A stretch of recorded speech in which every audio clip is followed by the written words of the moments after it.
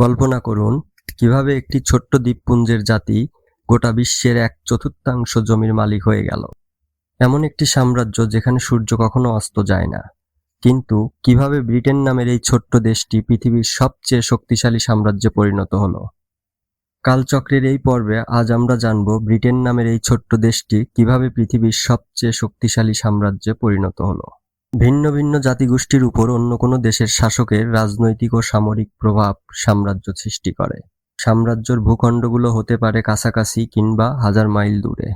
পৃথিবীর মোট আয়তনের 1/4 এবং মোট জনসংখ্যার 1/3 শাসন করতে এই সাম্রাজ্যটি। ভারতবর্ষে বাণিজ্য কুঠি স্থাপন করে ব্রিটিশরা কিভাবে বাংলার সিংহাসনে আরোহণ করেছিল তা কমবেশি সকলেরই জানা। একসময় যে সমস্ত দেশ যুক্তরাজ্য দ্বারা শাসিত বা নিয়ন্ত্রিত ছিল সেই দেশগুলোকেই একত্রে বলা হয়ে থাকে ব্রিটিশ সাম্রাজ্য। এটি হলো সেই সাম্রাজ্য যাকে বলা হতো the empire on which the sun never sets. British সাম্রাজ্যের ভিত্তি সেই সময় রাখা হয়েছিল যখন খোদ ব্রিটেন নামের দেশ ফরমালি অস্তিত্বেই ছিল না। ব্রিটিশ আইলসে সবচেয়ে ডমিনেন্ট শক্তি সবসময় কিং অফ ইংল্যান্ড ছিল, যার ইকোনমিক সিস্টেম এবং মিলিটারি দুটোই খুব মজবুত ছিল। অস্ট্রেলিয়া, কানাডা, ভারত এবং আফ্রিকার অনেক অংশ এই সাম্রাজ্যের অন্তর্ভুক্ত ছিল, যেগুলোকে বলা হয় এক একটি উপনিবেশ বা কলোনি। তৎকালীন পৃথিবীতে রাজত্ব করা এই সাম্রাজ্যটি যেমন আধুনিকতার ছোঁয়া দিয়েছিল উপনিবেশগুলোকে, ঠিক তেমনি লুটতরাজ, শোষণ আর দমন নিপীড়নের দিক দিয়েও ছাড়িয়ে গিয়েছিল অন্যদের। 1913 সাল পর্যন্ত ব্রিটিশ সাম্রাজ্যের শাসন ছিল প্রায় 412 মিলিয়ন মানুষের উপর, যা তখনকার জনসংখ্যার প্রায় 23% বলা চলে। সে সময় পুরো দুনিয়ার 35% জিডিপি নিয়ন্ত্রণ করত ব্রিটিশরা। বিশ্ব অর্থনীতির 27% রপ্তানি পণ্যর একচেটিয়া নিয়ন্ত্রণ ছিল তাদের হাতে।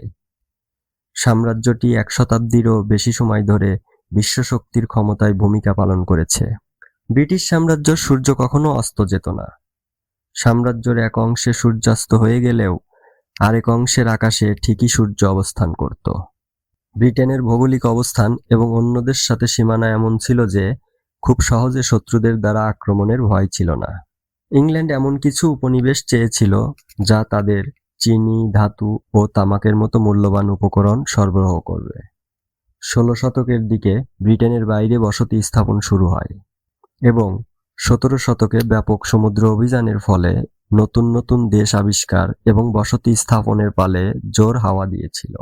এরই ধারাবাহিকতায় আমেরিকা ও ওয়েস্ট ইন্ডিজে বসতি স্থাপনের মধ্য দিয়ে সাম্রাজ্যটির উত্থান শুরু হয়। 1603 সালে স্কটল্যান্ডের রাজা ষষ্ঠ জেমস ইংল্যান্ডের সিংহাসনে বসেন। 1707 সালে ইংল্যান্ড এবং স্কটল্যান্ড উত্তর আটলান্টিক মহাসাগর এবং উত্তর সাগরে নিজেদের মধ্যে বাহ্যিক সীমানা ভাগ করে নেয়। তৈরি হয় শক্তিশালী নৌবহর।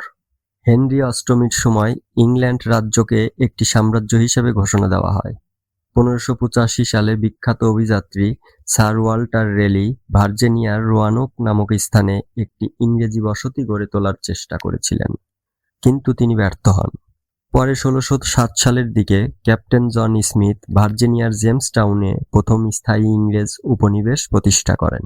ব্রিটিশ সাম্রাজ্যের উত্থানের পর থেকেই এর নাটকীয় বিস্তার শুরু হয়। সমুদ্র অভিযান এবং বাণিজ্য গতি স্থাপন সাম্রাজ্যটিকে পুরো বিশ্বে ছড়িয়ে দেয়। সময়ের সাথে সাথে ইংরেজরা আরো বেশি অঞ্চলের দখল নিতে থাকে। যাই হোক, 17 এবং 18 শতকের দিকে সাম্রাজ্যটি উত্তর আমেরিকা এবং ওয়েস্ট ইন্ডিজের প্রধান উপনিবেশগুলো দখল করে নেয়, যা আজ ক্যারিবিয়ান দ্বীপপুঞ্জ নামে পরিচিত। স্থানটির জলবায়ু চিনি এবং তামাকের জন্য উপযুক্ত ছিল। ক্যারিবিয়ানদের আশীর্বাদে ইংল্যান্ড পেয়েছিল সবচেয়ে গুরুত্বপূর্ণ উপনিবেশ। সাফল্যের সাথে উত্তর আমেরিকা এবং ওয়েস্ট ইন্ডিজে নিজেদের উপনিবেশ গড়ে তোলার কারণে শক্তিশালী হতে থাকে তাদের ব্যবসায়িক অবস্থা এবং অর্থনৈতিক সফলতা। ভারতবর্ষের মশলার প্রতি আকৃষ্ট হয়ে তারা মুঘল সম্রাটের অনুমতিক্রমে এদেশে বাণিজ্য ঘুরি স্থাপন করে, কিন্তু মশলার পাশাপাশি তাদের বাণিজ্য ধীরে ধীরে জায়গা করে নিতে থাকে সিল্ক, তুলা, চা, আফিম প্রভৃতি। ব্রিটিশ ইস্ট ইন্ডিয়া কোম্পানি পরবর্তীতে 1757 সালে সুকৌশলে মুঘল বাংলা দখল করে নতুন এক অধ্যায়ের সূচনা করেছিল। পরবর্তীতে টানা 200 বছর ভারতবর্ষে চলেছে ইংরেজদের লুটতরাজ। তবে এক গবেষণায় উঠে আসে, ব্রিটিশ শাসনের সময় এই অঞ্চলের মানুষদের উপর বারবার নেমে এসেছিল দুর্ভিক্ষ। ভারতবর্ষে ব্রিটিশ শাসনের পরিসমাপ্তি ঘটে 1943 সালের ভয়াবহ দুর্ভিক্ষের মধ্য দিয়ে। কলম্বিয়া ইউনিভার্সিটির এক গবেষণাপত্রে অর্থনীতিবিদ উৎস পাটনায়ক জানান, 1765 থেকে 1938 সাল পর্যন্ত ব্রিটিশরা ভারতবর্ষ থেকে পাচার করেছিল প্রায় 45 ট্রিলিয়ন মার্কিন ডলার সমমূল্যের সম্পদ। 1902 সাল পর্যন্ত ব্রিটিশ সাম্রাজ্য টেলিগ্রাফ তারের একটি নেটওয়ার্ক দ্বারা একসাথে যুক্ত ছিল, যাকে বলা হয় অল রেড লাইন। ব্রিটিশদের সাম্রাজ্যবাদী মনোভাব এতটাই তীব্র ছিল যে বর্তমানে জাতিসংঘের সদস্যপ্রাপ্ত 170টি দেশই এই সাম্রাজ্যটির শোষণের শিকার হয়েছিল। ভারতীয় হস্তিবহন নিয়ে আক্রমণ করা হয়েছিল ইথিওপিয়াকে। তুর্কমেনিস্তানে চালানো হয়েছিল নিষ্ঠুর গণহত্যা। আক্রমণ চালানো হয়েছিল রাশিয়ার উপরও। ব্রিটিশদের শোষণের শিকার হয়নি এমন 22টি দেশের মধ্যে রয়েছে আইভরি কোস্ট। ব্রিটিশ সাম্রাজ্যের পতনের দুয়ার উন্মোচন হয় প্রথম বিশ্বযুদ্ধে। এ যুদ্ধে ব্রিটেন 7,15,000 সৈন্য হারায় এবং আহত সেনার সংখ্যা ছিল প্রায় 15 লক্ষ। যুদ্ধের ফলে অর্থনৈতিকভাবে দুর্বল ব্রিটেন মার্কিন যুক্তরাষ্ট্রের কাছে ঋণ নিতে বাধ্য হয়। দ্বিতীয় বিশ্বযুদ্ধের পর ব্রিটেনকে আবারও আমেরিকার কাছ থেকে ঋণ নিতে হয় প্রায় 3.75 বিলিয়ন মার্কিন ডলার। ধীরে ধীরে ব্রিটিশ সাম্রাজ্য নেতৃত্ব শূন্য হতে থাকে। সাম্রাজ্যের এই সোনালী সময় দেখে মনে হচ্ছিল ব্রিটিশ শক্তি অজেয়, কিন্তু ইতিহাসের পাতা উল্টালে দেখা যায় এই বিশাল সাম্রাজ্যের পতনের বীজও কিন্তু এই সময়েই রোপণ করা হয়েছিল, আর এরপর যা ঘটেছিল তা চিরতরে ইতিহাসকে বদলে দিয়েছিল।